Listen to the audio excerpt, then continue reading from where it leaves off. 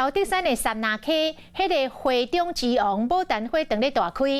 因为三那溪的气候凉爽，牡丹花期会延续到4月底。若要看牡丹花，就要把握着时间咯。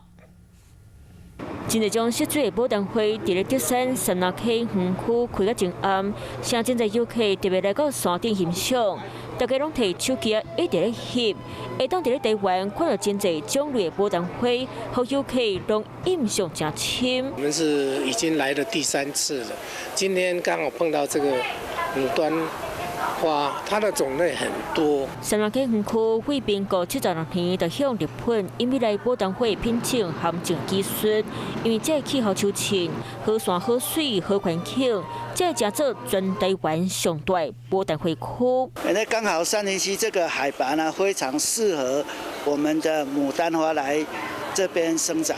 三那溪牡丹花赏花期到4月底，欢迎民众把握这一年刚好100花期来这欣赏代表富贵的牡丹花。Hello， 我是雷亚，想要抢而先掌握最及时的新闻资讯吗？赶快订阅、按赞、开启小铃铛，锁定华视新闻 YouTube 频道。